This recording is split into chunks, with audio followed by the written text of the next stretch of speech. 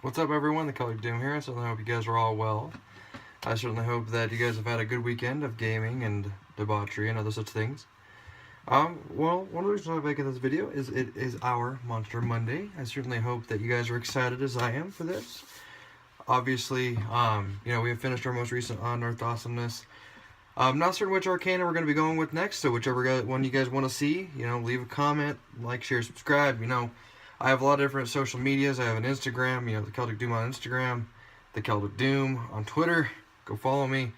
Just leave me some comments, some discussion. Let's go see, what you'd like to see from this point going forward with the Unearthed Awesomeness. Is there a specific Unearthed Arcana that you'd like to see, or anything like that, or any topics coming up for the Spell of the Week, or coming up for Flavor and Flare Friday. So without further ado, let's get started.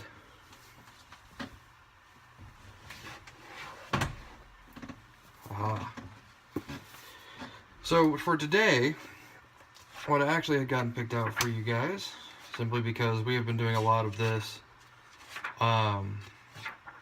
currently in our game, and also this is a particular type that is very near and dear to my heart, just for other reasons. Obviously, we're going to be going over the one half of the name today.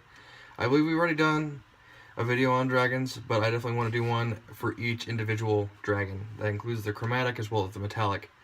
Obviously, what we're going to do is I'm going to be leading into this segment of videos by going over little basic things about the dragons as a whole, and then we will be going into each individual dragon and just kind of my thoughts and feelings on those. Whatever, leave a comment. What's your favorite dragon? Chromatic, metallic.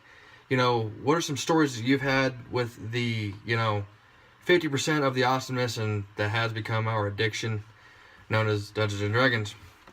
So just kind of touch base on the dragons here. Obviously, true dragons are winged reptiles of ancient lineage. They have a lot. They're very powerful, obviously. We have some categories as far as age is concerned. You have the wormling. They're considered size medium, 5 years or less. They're about the size of a large dog, maybe even like a pony, depending on the wormling, because I do know they can get bigger depending on the type. Now, with that, we also have a young dragon that is size large, between 6 and 100 years old. Then you have the adult, which is huge, which is 101 to 800 years. And then you have the ancient dragon that is considered gargantuan in size. That's 801 years or more.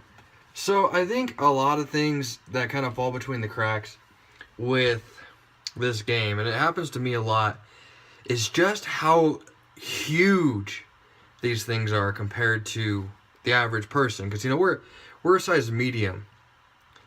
They are 4 size classes above us. They are just, wow. It's literally looking up at the Empire State Building, at some things and being like, I'm gonna take that down. When you're barbarians, like, I'm gonna headbutt that. So with that being said, a lot of the dragons here, and you can also just pull it out of your monster manual, any standard 5th edition monster manual. It's page 86. I kind of had this one memorized, just because, obviously there's part of the reason for that. They're driven by greed, so obviously they like to collect stuff. They like, and it's interesting because they like to have houses too. I refer to them as, lizard real estate agents, simply because they like houses. I don't know if you guys have heard the joke, but a house is a place for your stuff. When you have a whole bunch of stuff, you need to get a bigger house, or you need to make a bigger house. So it's one of those things that they're driven by greed.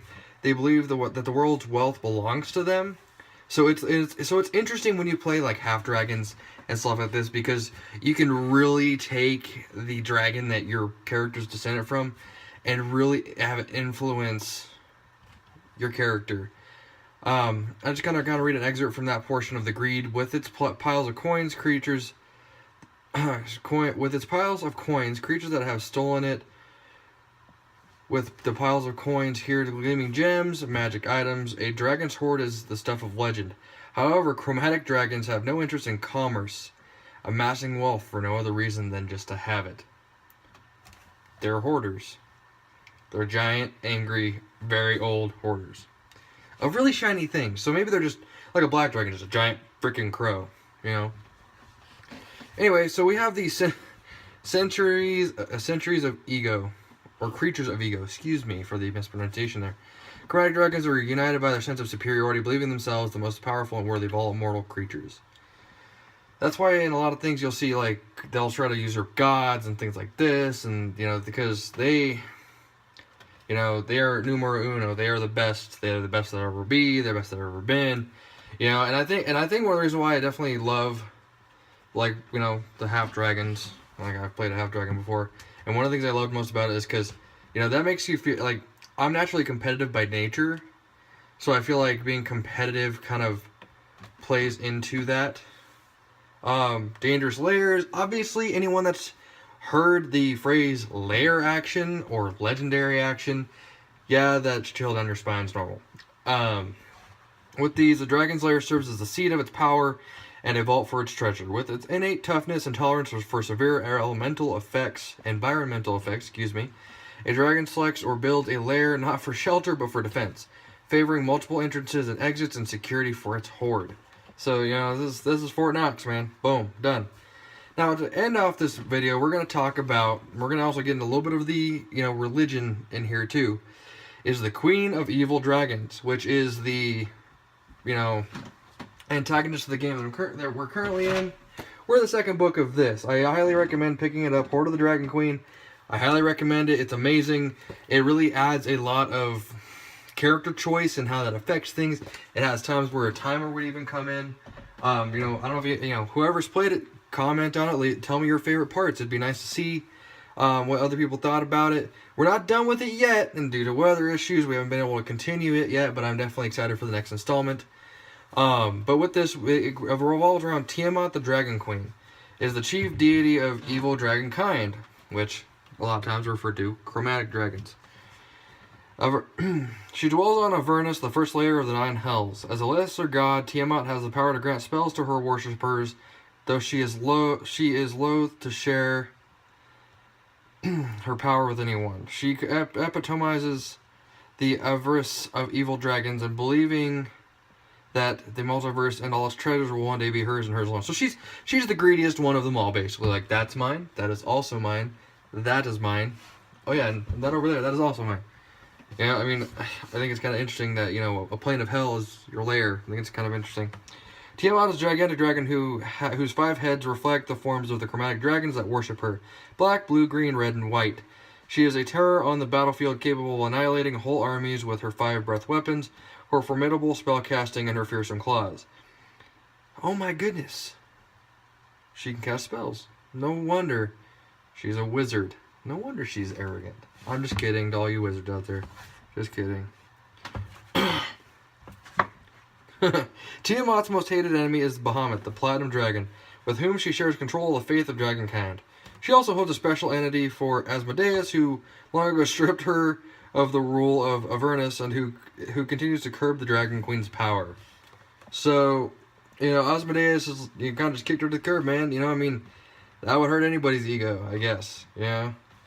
I mean, it's one of those things that you can only do so much, but when Asmodeus comes in and says, get out, you kind of got to do it.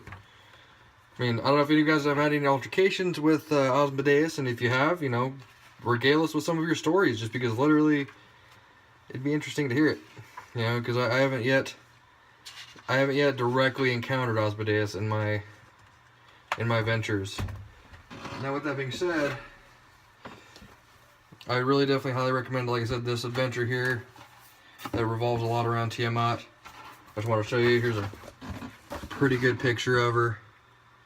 Yeah, I really like the artwork in this book also. I think it's just worth buying just for the artwork, honestly. And that's basically all we have for this. You know, we're going to be, like I said, we're going to be starting on our different dragons, different things about each individual dragon, you know, both chromatic as well as metallic. If there's a specific dragon you want me to do first, or one you want me to save until last, don't be afraid to leave it in the comments. Like I said, like, share, and subscribe. Like I said earlier in the video, just go follow me on Instagram, Twitter, so on and so forth. And for those of you that have stuck through it to the end of this video with us, the password is GNOME. if you give me that password on the comments, I'll give you a shout out on the next video. So thank you so much for tuning in today for this edition of Monster Monday. Take it easy and have a good week.